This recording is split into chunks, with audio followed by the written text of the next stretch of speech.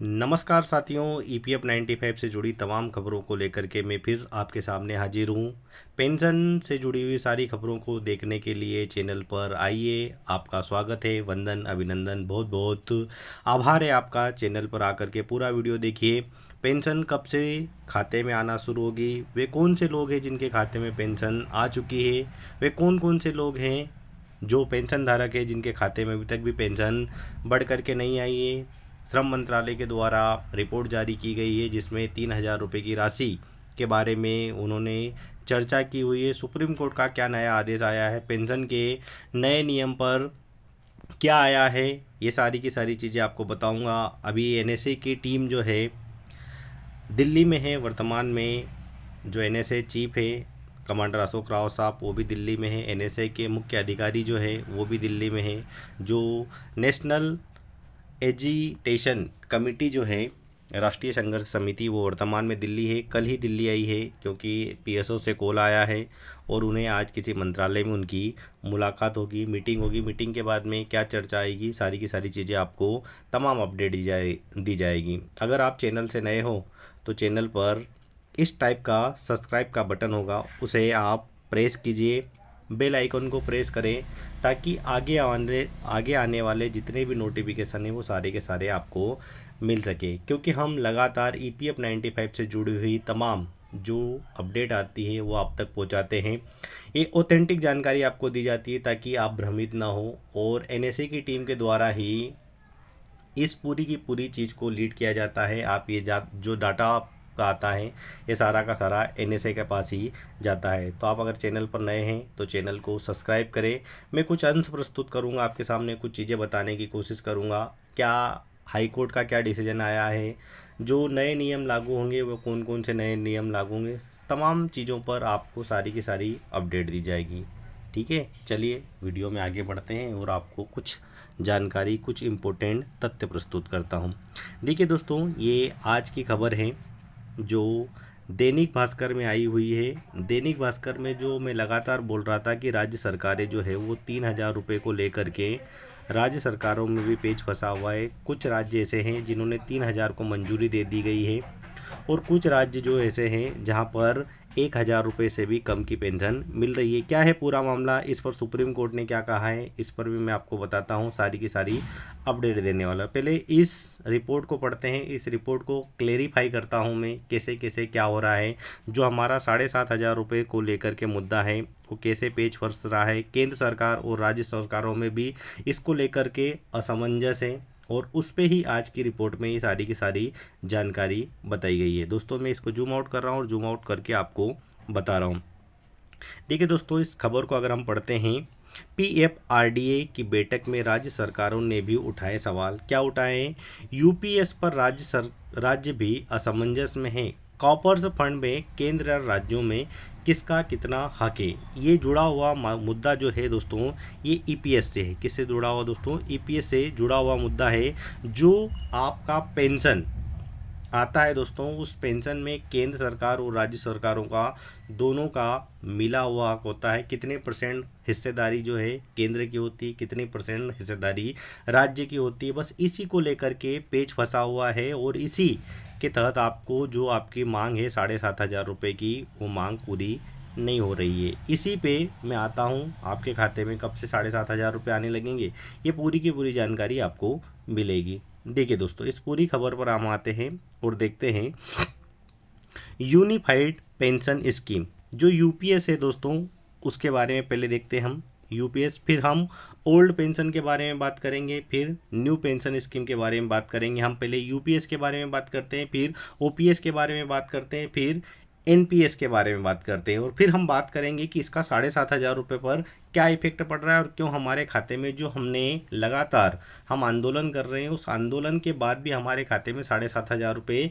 नहीं आ रहे हैं, क्यों नहीं आ रहे हैं और सरकार इस पर क्या नई चाल चल रही है उस पर बात करते हैं। इसीलिए कुछ एनएसए के लोग जो है वो आज याचिका दायर करने के लिए सुप्रीम कोर्ट में भी जाएंगे। ये जो खबर आई है इसी खबर के खिलाफ। ठीक है दोस्तों, पूरी खबर पढ़ते हैं। यूनिफाइड पेंशन स्कीम को लेकर के कर्मचारियों के साथ में राज्य सरकार भी असमंजस में है।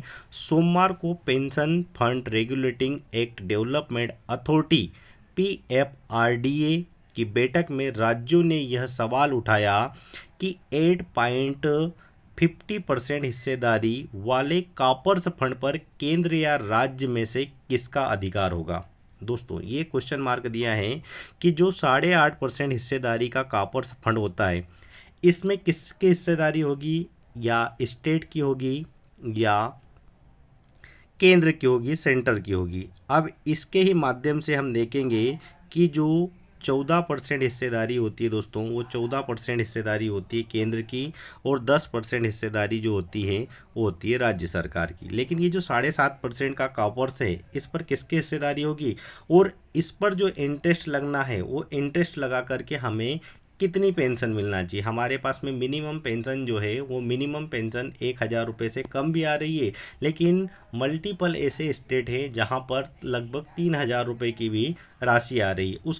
उससे ही जुड़ा हुआ ये पूरा का पूरा मुद्दा है। और उसी पर हम बात करते हैं कि ओल्ड पेंशन स्कीम जो है उसको क्यों बंद कर दिया गया। 2014 में जो याचिका लगी थी 2014 के बजट के बाद में, उसके बाद में ओल्ड पेंशन को हटा दिया गया था, न्यू पेंशन स्कीम उस पर लागू कर दी गई थी, और उससे ही मुद्दा जो हमारा आज तक के बार बार अटक रहा है। और केंद्र सरकार जो है वो राज्य सरकार पर कुछ बातें थोपती है, कुछ राज्य सरकारें जो है केंद्र पर बातें थोपती है, और ये मामला हमारा बार बार अटकता जा रहा। हम लगातार मूवमेंट कर रहे हैं कि हमारे 7,500 रुपये की राशि हमें मिले, और 7,500 रुपये प्लस डीए की हमारी मांग जो है वो सरकार क्यों नहीं मान पा रही है। सरकार अब इस पर नया खेल क्या कर रही है, वो सारी की सारी चीज़ें समझने की हम कोशिश करते हैं दोस्तों। 8.5% की हिस्सेदारी पर कॉपर फंड पर केंद्र का या राज्य का किसका अधिकार होगा, क्योंकि नियमावली जो है उसमें स्पष्ट जिक्र है कि इस बारे में राज्य सरकारें पहले भी PFRDA को पूछ चुकी है कि इस हिस्से पर कर्मचारियों को 50% पेंशन की गारंटी दी जानी चाहिए। कितने परसेंट दोस्तों, ये यहाँ पर लिखा हुआ है 50% पेंशन की गारंटी दी जानी चाहिए। दूसरी परेशानी यह है कि कॉपर्स फंड में जो 4.5% हिस्सा जमा करना है उसकी व्यवस्था कैसी होगी। ये जो 4.5% का कॉपर्स में हिस्सा जो है इसकी जमा करने की व्यवस्था कैसी होगी। अब हम समझते हैं दोस्तों NPS क्या है, न्यू पेंशन स्कीम क्या है दोस्तों, फिर हम समझेंगे कि OPS क्या है, और इन दोनों को जुड़ा करके UPS का मुद्दा कैसे है उस पर बात करते हैं। और इससे ही जो राज्य सरकारों का हिस्सा है, वो राज्य सरकारें केंद्र सरकार को कितना हिस्सा जमा करती है, जो हमारे हक का पेंशन जो हमने PFO में हमारी जो राशि कट के जमा हुई थी दोस्तों, उस पे इंटरेस्ट हमें कितना परसेंट मिलना चाहिए, और वो इंटरेस्ट के साथ में जो न्यू पेंशन स्कीम है उस न्यू पेंशन स्कीम के तहत हमें जो 7,500 रुपये की हम मांग कर रहे हैं, उस 7,500 रुपये में केंद्र कितना हिस्सा जमा करेगी, राज्य कितना हिस्सा जमा करेंगे, और तब जा कर के हमें 7,500 रुपये प्लस DA की सुविधाएं मिलेगी। लेकिन इसमें आज ही एक नया आदेश भी जारी हुआ है दोस्तों, जिसमें ऐसा बताया है कि अगर कोई व्यक्ति 1 मंथ भी जॉब करता है, अगर वो 1 महीना भी जॉब कर रहा है, 1 महीना भी अगर वो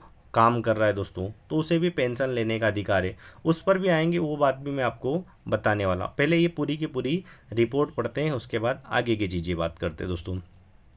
NPS ये मध्य प्रदेश से जुड़ा हुआ मामला है दोस्तों। मध्य प्रदेश में करीब 4.50 लाख अफसर कर्मचारी NPS न्यू पेंशन स्कीम के तहत हैं। अभी हर साल करीब 10,000 करोड़ रुपए NPS में जमा होते हैं। इसमें कर्मचारियों का 10% हिस्सा है। जो 10,000 करोड़ जमा होते दोस्तों, उस 10,000 करोड़ की अगर हम बात करें, जो 10,000 CR जमा होते हैं, उसमें पेंशनधारी जो है जितने भी अधिकारी होते हैं, उसमें इन कर्मचारियों का 10% हिस्सा होता है। कितना होता है दोस्तों, 10% हिस्सा आता है। मतलब कि मान के चलो कि लगभग 4500 करोड़ रुपए की जो राशि है दोस्तों, वो कर्मचारियों के द्वारा जमा की जाती है, और सरकार की 14% हिस्सेदारी होती है। टोटल अगर हम बात करें तो टोटल होता है कितना दोस्तों, 24%। कितना होता है, 24% ये टोटल होता है, जिसमें से 10% कर्मचारियों का पैसा जो होता है वो EPFO में जमा होता है, और इसमें 14% राशि जो होती है वो केंद्र सरकार के द्वारा जमा की जाती है। आगे इस रिपोर्ट को पढ़ते हैं, आगे आपको और भी इसमें इंफॉर्मेशन मिलेगी।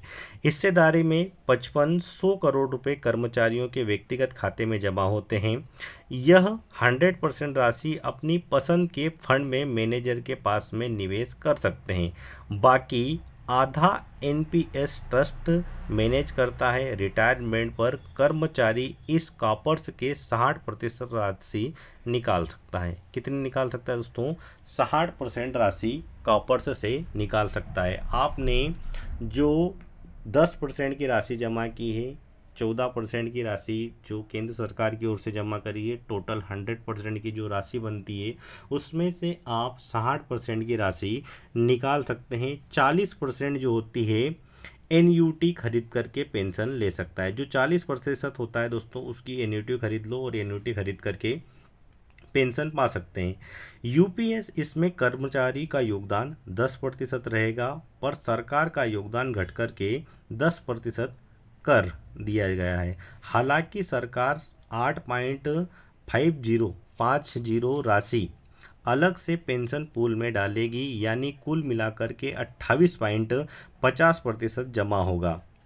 इस पेंशन मूल में कर्मचारियों को 50% पेंशन की गारंटी दी जाएगी, लेकिन यह 8.50% हिस्सा कर्मचारी के खाते में नहीं आएगा। उस पर हक किस सरकार का रहेगा यह स्पष्ट नहीं है। इस प्रकार से दोस्तों सरकारें जो हैं वो केंद्र और राज्य सरकार में ही ये चीज़ फिक्स नहीं हो पा रही है कि जो इन्होंने एनपीएस लागू किया है, न्यू पेंशन स्कीम लागू की है दोस्तों, उसमें किसकी हिस्सेदारी कितनी रहेगी, सरकार की कितनी रहेगी, राज्य सरकार की कितनी रहेगी, केंद्र सरकार की कितनी रहेगी, और कितना प्रतिशत हिस्सा है जो पेंशन धारक जो है दोस्तों उनको मिल सके। इस पर ही पेच फंसा हुआ है। इसी के कारण ईपीएस 95 का जो पूरा मुद्दा है दोस्तों, उस पर हमें कोई भी अपडेशन अब नहीं मिल पा रही है। इसी को लेकर के आज याचिका दायर करने के लिए एनएसी की टीम जो है वो आरटीआई लगाने के लिए गई है दोस्तों। इस पर आरटीआई लगाई जाएगी कि जो इसको लेकर के ईपीएफ 95 का मुद्दा है दोस्तों, उसमें 7,500 रुपये की राशि तो हमें कर दीजिए, क्योंकि हमारा जो ये पूरा का पूरा मामला है ये 2014 के पहले का है। कब का है दोस्तों? 2014 के पहले का पूरा मामला है। हम 2014 से ही इस मांग को उठाते आए हैं। ईपीएस 95 का मुद्दा है, इस पर 2014 में याचिका लगाई गई थी, उसके बाद 2019 में याचिका लगाई गई थी। उसके ही समक्ष में एक याचिका आपके सामने प्रस्तुत कर रहा हूँ। उस याचिका में कोर्ट का क्या निर्णय आया है और लगातार उस पर याचिकाएं क्यों लगाई जा रही हैं और उन याचिकाओं से हमें क्या फ़ायदा होगा। ईपीएफ 95 से जुड़ा हुआ जो मुद्दा है, जो पेंशन धारक है, जो हम डीए की मांग कर रहे हैं, प्लस में चिकित्सा की जो हम मांग कर रहे हैं, उस पर उन चीज़ों का क्या प्रभाव पड़ेगा और लगभग कब से हमारे खाते में 7,500 रुपये आने लगेंगे। आज जब मीटिंग होगी, उस मीटिंग के बाद भी कुछ चीज़ें हमारे सामने आएगी कि कब ईपीएस 95 से जुड़ा हुआ मुद्दा है वो आज किस मंत्रालय में एनएसी की टीम की मुलाकातें, प्रधानमंत्री से मुलाकात करने के लिए लगातार एनएसी की टीम जुड़ी हुई है कि प्रधानमंत्री के साथ में मुलाकात हो, उस पर चर्चा हो। क्योंकि हम देख रहे हैं कि श्रम मंत्रालय से आश्वासन दिया गया है कि जल्द से जल्द आपकी मांगे हैं वो पूरी की जाएगी, 7,500 रुपये आपको खाते में आने लगेंगे। लेकिन आश्वासन से कुछ नहीं होता है दोस्तों। हमारे खाते में जब तक 7,500 रुपये नहीं आएंगे तब तक हम लगातार इस मांग को उठाते जाएंगे। हमारे एनएसए की टीम है वो लगातार वर्क कर रही है। आप भी एनएसए से जुड़ने के लिए अपने अपने स्टेट में ग्रुप बनाओ। आप इस चैनल के माध्यम से इकट्ठा होइए, चैनल को सब्सक्राइब कीजिए। जितने ज़्यादा लोगों की तादाद होगी उतनी जल्दी हमारा पेंशन का काम पूरा होगा। इसीलिए इस चैनल से जुड़िए। इस चैनल से जुड़ कर के हम मैक्सिमम लोगों को एक साथ इकट्ठा करेंगे, आरटीआई लगाएंगे। जूम मीटिंग जो हो रही है दोस्तों, जूम मीटिंग लगभग 1 से 2 दिन के बाद में जूम मीटिंग होने वाली है। जैसे ही जूम मीटिंग होगी मैं आपको भी उस जूम मीटिंग में इनवाइट करूंगा। आप भी जूम मीटिंग से जुड़ सकते हो, कमांडर अशोक रावत साहब से जुड़ सकते हो, कमांडर साहब की आप बात सुन सकते हो। मैं कुछ जूम मीटिंग के अंश भी आपके सामने प्रस्तुत करूंगा ताकि आपको ये बात पूरी तरीके से विश्वास हो जाए कि जूम मीटिंग भी होती है, आप भी उस जूम मीटिंग में शामिल हो सकते हो। और लगातार ईपीएफ 95 से जुड़ा हुआ जो मुद्दा हम उठा रहे हैं उसकी मांगे जल्द से जल्द पूरी हो सके। कुछ अंश प्रस्तुत करूंगा मैं, कुछ चीज़ें आपको तस्वीरों के माध्यम से देने की कोशिश करूंगा दोस्तों, जिसमें 2014 में एक आरटीआई लगाई थी, उस पर सरकार का क्या रुख था और सरकार उस पर क्या बोल रही है दोस्तों। देखो, उसके पहले मैं बता दूं कि लगातार एनएसए के टीम जो है वो एनएसए के टीम साथ में जुड़ी हुई है दोस्तों। ये हम बेंगलोर थे दोस्तों, 30 तारीख को बेंगलोर में हम मिले थे।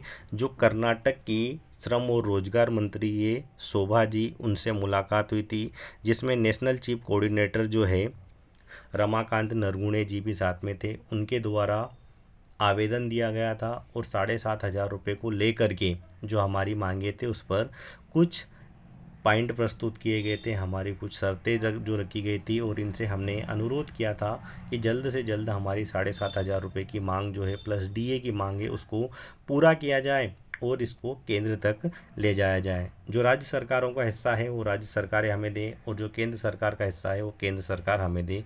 ये कुछ तस्वीरों के माध्यम से मैं आपको ये सारी की सारी चीज़ें बता रहा हूँ दोस्तों। इसके पहले अगर मैं बात करूँ तो मैं आपको कुछ जूम मीटिंग के अंश है वो जूम मीटिंग के अंश भी आपके सामने रखूँगा दोस्तों।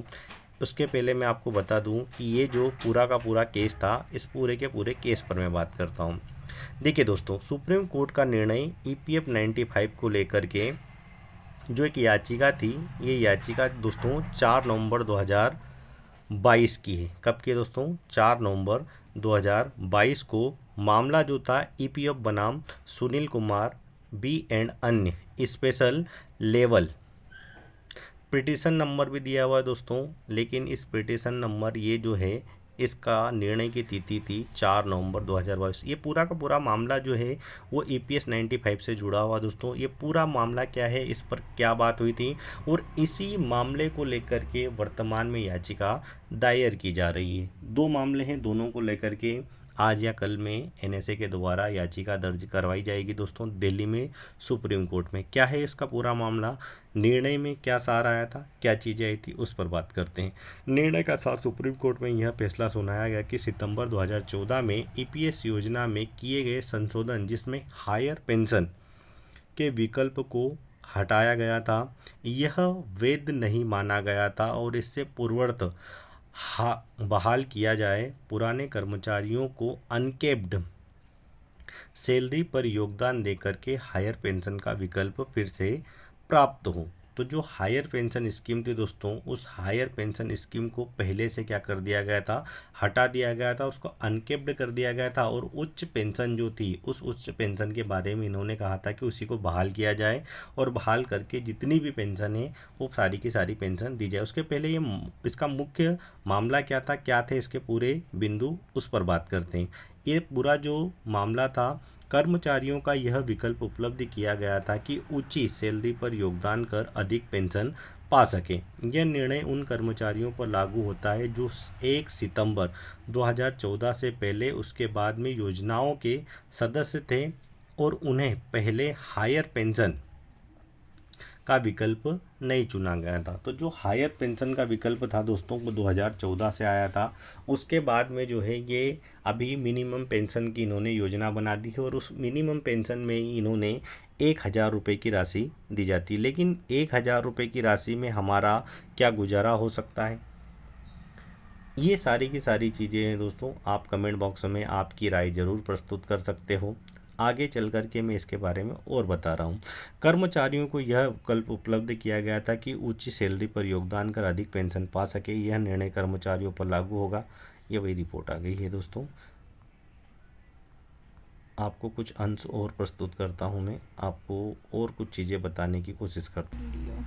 देखिए दोस्तों, ये कमांडर अशोक रावत साहब आपको दिख रहे होंगे, ये जूम मीटिंग के अंश है जो कुछ समय पहले जूम मीटिंग हुई थी। जैसे ही दिल्ली में श्रम मंत्रालय से मुलाकात हुई, श्रम मंत्री से मुलाकात करने के बाद में जब 24-25 तारीख को कमांडर अशोक रावत साहब जब महाराष्ट्र पहुँचे, तो महाराष्ट्र पहुँचने के बाद में देश के सभी EPF 95 से जुड़े हुए कर्मचारियों, जितने भी पेंशन धारक हैं, उनको जूम मीटिंग में इनवाइट किया गया था। हज़ारों लोग जूम मीटिंग से जुड़े। जूम मीटिंग से जुड़ने के बाद में जूम मीटिंग में बात हुई कि ये जो हम राष्ट्र लेवल पर पूरे के पूरे EPF 95 से जुड़े हुए मुद्दे को उठा रहे हैं, इस पूरे मुद्दे को आप लगातार ज़्यादा से ज़्यादा अधिकारियों, ज़्यादा से ज़्यादा सांसदों, ज़्यादा से ज़्यादा मंत्रियों तक लेकर जाओ, ताकि हमारी समस्या है वो जल्द से जल्द उसका समाधान हो सके। आप भी इस जूम मीटिंग से जुड़ सकते हो। आप इस जूम मीटिंग से जुड़ने के लिए कमेंट बॉक्स में कमेंट करें कि आप कहाँ से इस वीडियो को देख रहे हैं, आपको कितनी पेंशन मिल रही है और आपका NSA के लिए क्या विचार है। ये जो सरकार लगातार EPF 95 के मुद्दे को टालम टोलम कर रही है, इस पर आपके क्या विचार है, सारी की सारी चीज़ें आप कमेंट बॉक्स में ज़रूर बताएं। आप यह भी बताएं कि आपको कितनी पेंशन मिल रही है और आप NSA से कैसे जुड़ सकते हो। आप जूम मीटिंग में आना चाहते हो, सारी की सारी चीज़ें आप कमेंट बॉक्स में ज़रूर बताएं। ये सारी की सारी जूम मीटिंग के दृश्य है दोस्तों, जिसमें बहुत सारे लोग, मैक्सिमम लोग इससे जुड़े हुए थे। ये लगातार जूम मीटिंग होती जा रही है दोस्तों, आप भी जूम मीटिंग से जुड़िए। EPF 95 का मुद्दा हमने राष्ट्रीय लेवल पर लेके गए हैं। अब इस राष्ट्रीय लेवल पर इस मुद्दे को हमें कम नहीं करना है। हम इस चैनल के माध्यम से लगातार आपको बताते आए हैं, लगातार आपको अपडेट करते हैं। आप भी इस चैनल के माध्यम से जुड़िए, ज़्यादा से ज़्यादा लोगों को जोड़ने की कोशिश कीजिए, क्योंकि इसी के डाटा से हम RTI लगाते हैं, सुप्रीम कोर्ट जाते हैं, सुप्रीम कोर्ट में सारे के सारे अंश प्रस्तुत करते हैं कि हमारे जो 81 लाख कर्मचारी हैं, उन 81 लाख कर्मचारियों में से कितने लोग ऐसे हैं, जैसे कमेंट बॉक्स में आप जा कर के अन्य वीडियो में देख भी सकते हो। मतलब बहुत सारे ऐसे लोग हैं, बहुत सारे ऐसे कर्मचारी, बहुत सारे पेंशन धारक ऐसे हैं जिनको 3000 रुपये की राशि भी मिल रही है। तो ये जो आप कमेंट करते हो, इससे ही हमारे पास डाटा निकल करके आता है। उसी डाटा को हम वेरीफाई करते हैं, वेरीफाई करने के बाद NSE की टीम के पास प्रस्तुत करते हैं। जो हमारी राष्ट्रीय संघर्ष समिति है, उस पर इस पर मंथन होता है। उसके बाद में हम यहीं से RTI लगाते हैं, सुप्रीम कोर्ट में याचिकाएँ दायर करते हैं। जब हम हमारी NSA की टीम, जो कमांडर अशोक रावत साहब है, राष्ट्रीय महासचिव वीरेंद्र रजावत जी है, जो नेशनल चीफ कोऑर्डिनेटर रमाकांत नरगुणे जी हैं, जो हमारी और भी महिला फ्रंट की नेताएं हैं, सदस्य हैं, वो सारी की सारी एक साथ जुड़ती हैं।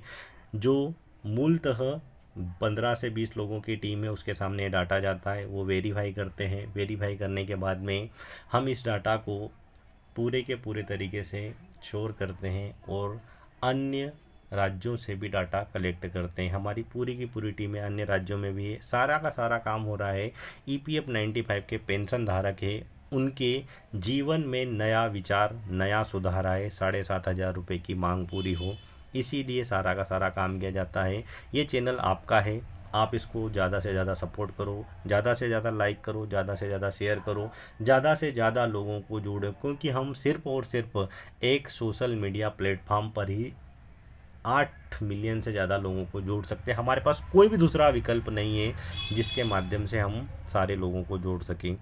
अगले वीडियो में मिलेंगे और इससे जो बची हुई खबरें हैं दोस्तों, वो मैं सारी की सारी अगले वीडियो में आपको जल्दी ही प्रस्तुत करूँगा। आज के लिए इतना ही। बहुत बहुत धन्यवाद आपका। जय हिंद, जय भारत।